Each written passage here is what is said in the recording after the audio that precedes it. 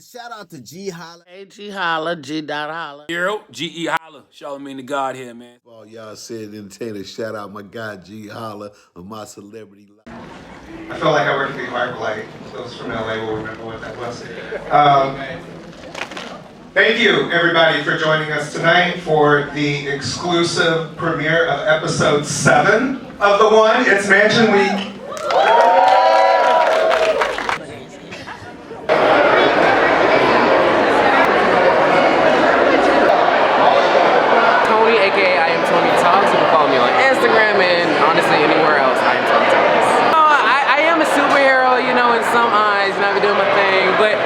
I create comedic videos and I just shed light on just a lot of awesome topics and have a good time.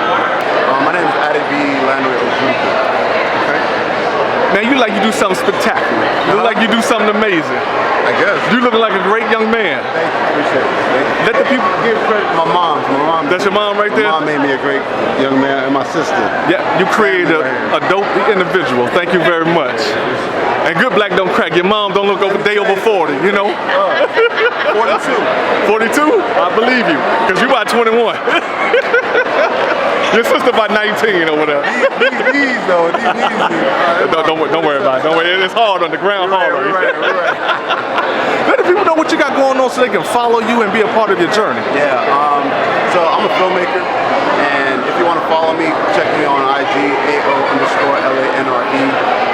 Or I have a website, ABEDIYLANRE.com, ABEDIYLANRE.com. You know, see what I'm doing, see what projects I'm working on. But I had the opportunity to pursue love in reality TV, and it was, I decided that if I was going to do it, I'd be 100% genuine about it. And I want y'all to follow the journey, check it out. Let me know what I'm doing wrong. Like, you might see something that's like, nah, Addy B, that's why you ain't got nobody. I don't know. Let me know. Hit me up. You know, give me some feedback. But check it out.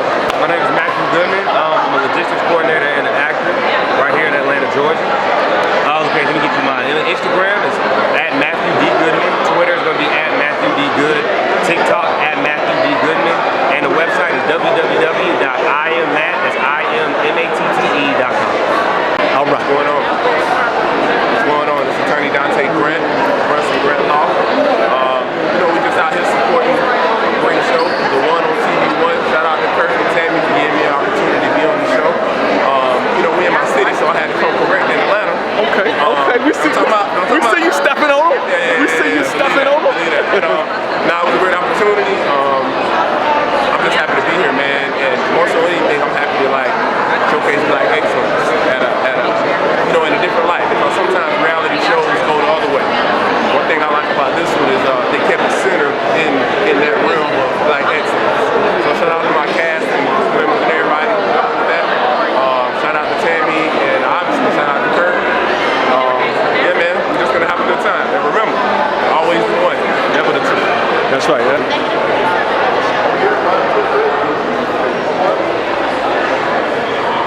Well, I'm a human resource manager for a transit division. Oh, wow. What brings you out this evening? What's going on? Well, I'm one of the castmates of The One. I'm pretty sure you've been watching it on TV1 every Thursday at 9 p.m. My name is MycelebrityLife. Oh, MycelebrityLife. What that mean? That sounds like princess in Nigeria or somewhere. You know, you own some land. You trying to lie to us right now. Hey, I'm You know what I'm saying? Your skin look too good. I receive it. That's right. That's right. Well, what's your thoughts on reality TV personally? I watch it. So I watch it often. So I'm a fan of reality TV. So this show, it was pretty exciting, especially because I was trying to get off the market. Dating. So I was like, okay. You know, I'm not a person who is into the norm all the time. So I was okay with it. I can't believe you on the market. There ain't no way. You don't come outside. That's what it is. We can't find you. Outside. I've been dating. Oh, you been dating? Yeah. So I was in a very long relationship. So I was like, okay, it's time to get back out there. So, Maika. And I'm Ashley Johnson. And I'm Maika. There's two Ashleys on the show. Absolutely. I gotta differentiate. So we say little Ashley, Little Ashley. because she's short, and then we have big Ashley, who's actually right. on reality TV? What did you think of it before?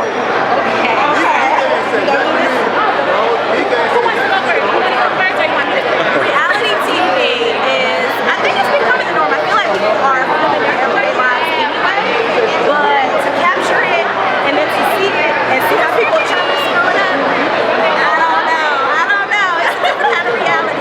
Right, so for me, reality TV is what you see, is what you get, but just not really like looking in the camera or just like focus on angles and things like that. It's what you see is what you get. But they still be chopping and screwing stuff up. No, Editing? I know.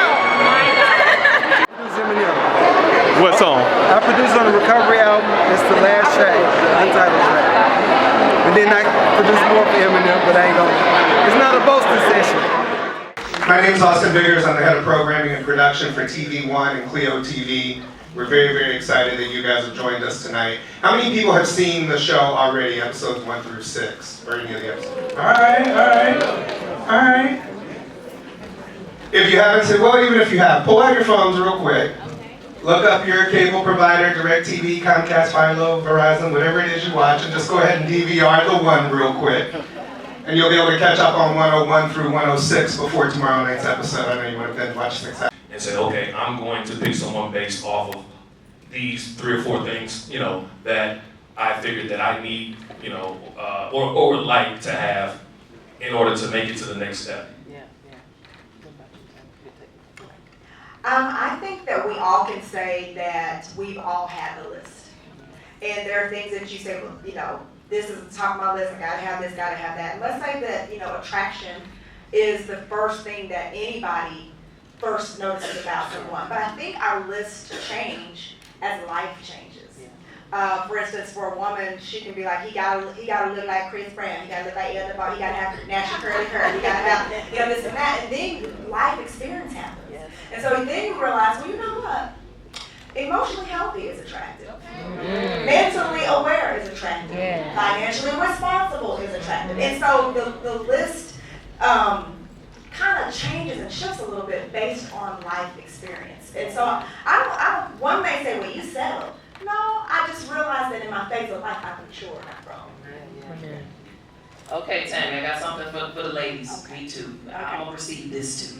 So we're in a very unique time. Yes. Some of us are just tired. I'm just tired, y'all. I don't know about anybody else. I'm just kind of tired. I'm tired with y'all. and with that said, as somebody like yourself who's been married for almost 30 years, what's one thing that you think Black women in particular need to consider in this age, current age of dating? And one thing from, I'll just say old school, air quotes, that they need or we should continue to have in our toolbox as we try to maneuver through and find love? Wow, that's a really, really good question. With the advancement of technology, which is a good thing, but it's also not been so great. It's created a society of instant gratification, a society where you don't know what's real, you don't know what's what. Someone can look like they are doing very well, very wealthy, got it together, and they are hot monkey mess. So there's that. The second thing is, it's also made us a swipe and next culture. So we can tend to create, our thought process when it comes to relationships the same way. Almost as if you're on your phone, swipe, next. He doesn't, one of the words I hear a lot is, he doesn't suit me. This doesn't suit me. And it's like, one of the, in answer to your latter part of the question is, get in front of people and talk. It sounds real simple. But we make it so hard. Get off the phone and if you can't find someone that is willing to have real, authentic conversation, and I'm talking about talking, not texting, but talking. Texting is great. You know what you utilize texting for? A quick answer. Because all of us have said, oh, this could have been, you just could have texted me this. This didn't require a phone conversation. But getting to know someone does. Absolutely does. And so I would say, move past all the fake, and the way you do that is to meet somebody in person. Ladies, this is one thing I used to always tell my daughters. One is married and one is 26, and just got a little relationship. She's a little sad, y'all. But it's gonna be all right, But you have to keep a man talking. Okay. They talk a good game, but not only do they talk a good game, do your actions meet what you are saying? Because at some point, the actions got to connect with what you run in your mouth. Yes. Whew, let me catch it. I was about to clap. I was trying to gather myself. And Brent, I'm going to turn to you kind of in that same vein.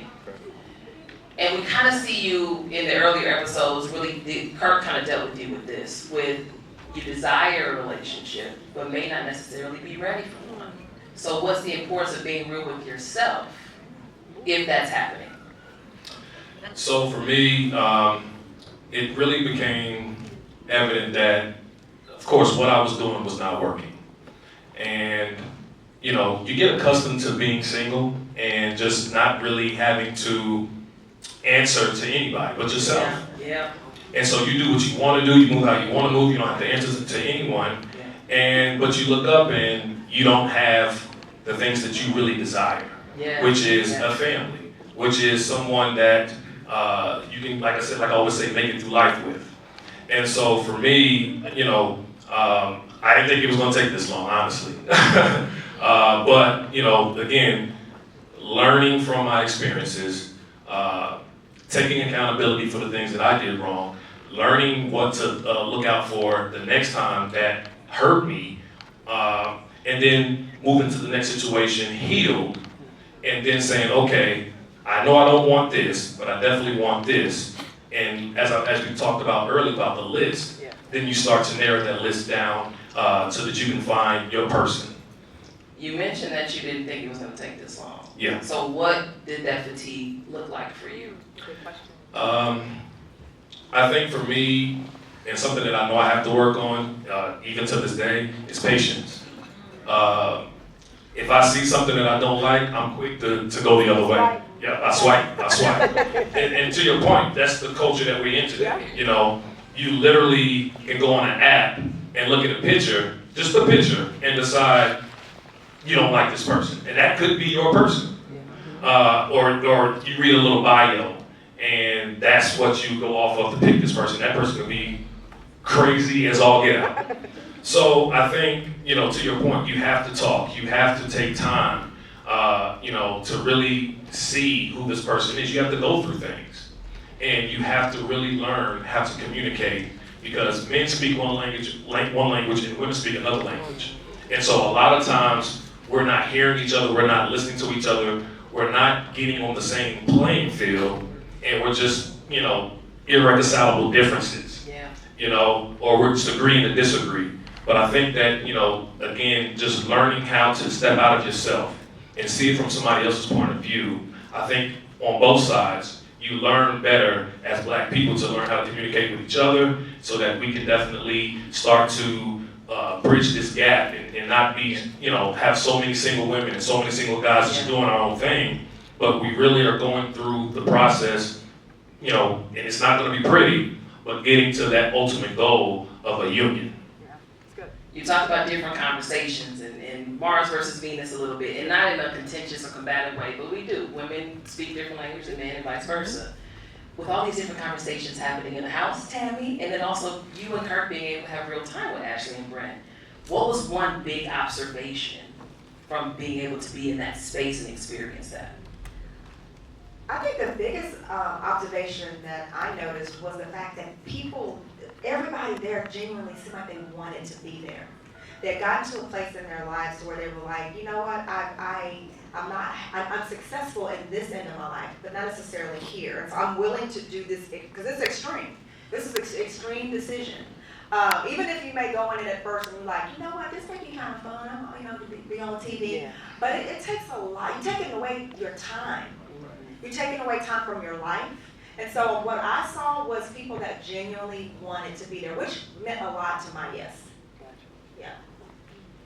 Okay, y'all. 2 questions. If you have just 2 people. Can we do 2 more? Yeah, we can. Because you're the first lady in the house, we do whatever you say. So if there are 2 gentlemen and 2 young ladies who have 1 question, not a pitch for a show, not an album out, not a book, not a speech, a question. Anybody got a question? Look, y'all ain't taking advantage of it. Who we got? Okay, gotcha. My question is directed to Brett. You kind of sound contradicted to who you are because you asked the young women all at one time, do you agree to a threesome? You don't sound like you're really ready. Are you really, really ready? Come on, man.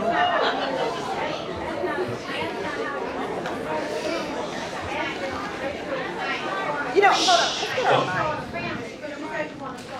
Let's get her One moment. We're gonna, and y'all, we don't know her, so we're not playing any of this. But go ahead. Okay. We coming back to you, just so they can hear, Brent. One moment. So they can you ask it one more time in the microphone if you don't mind? It just sounded as though he was contradictory on the screen here, and like you're really not ready for a family, because that's not, to me, that's my opinion, that you ask the young women if you are in agreement to a threesome and you want a family. That is, why would you ask them that? Okay. Thank you. So, no, it's fine. So, the original question was about sex, right? And so, in the bedroom, you have people who decide what is off limits and what's on limits. And so, the only thing I wanted to know was based off of people's previous experiences, what have they done sexually? What's on the table? What's off the table? It doesn't mean that I'm looking to have a threesome with all of the ladies or anything like that. But again, I don't know these women. They don't know me. I'm trying to get to know them. So I really want to know about your past, some of the things that you've done. And so I ask certain questions to see your reaction, to see your response, so that I can see really the type of person that you are. And so, when it comes to sex, again, every couple decides what's good for them and what's not good for them. I know couples who do have threesomes. I know couples who don't. I know couples who swing, have been married for 40 years. So it doesn't mean that person is not ready for a family or marriage. You just need to know the type of person that you are getting with so that you can decide if that's the person that you want to be with. Brent is ready.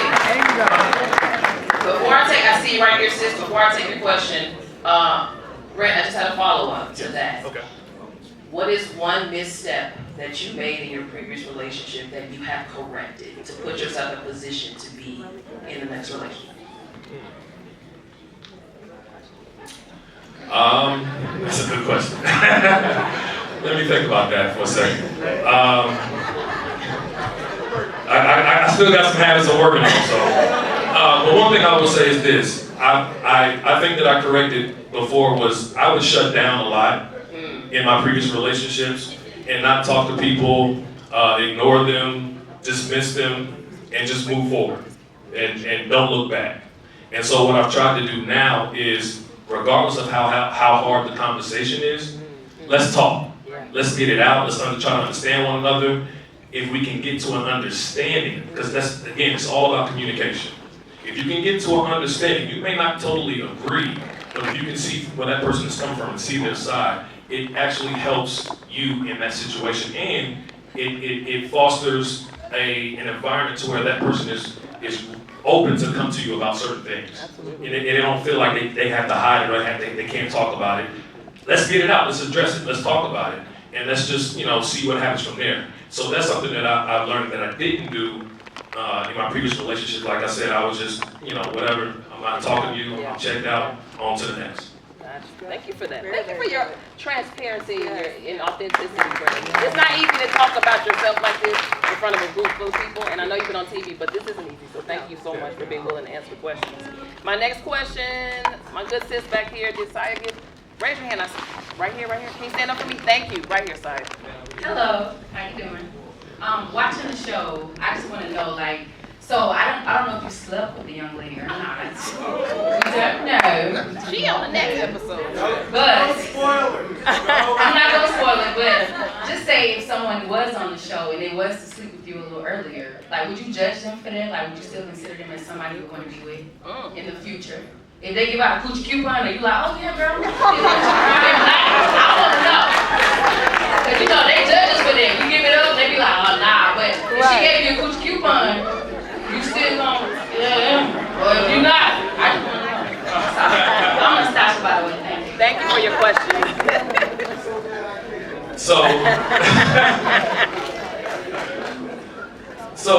know, in those environments, you know, it's really tough. It's really difficult because, you know, you're human, right? And sometimes those human emotions takes over. But what I tried to do was be responsible. And really understand that I had people watching, people looking to see what I was going to do when I was alone with this person, what I was going to do when I was alone with this person. So I tried to be mindful of that. And so, you know, not to give away any spoilers or anything, but let's just say something did happen.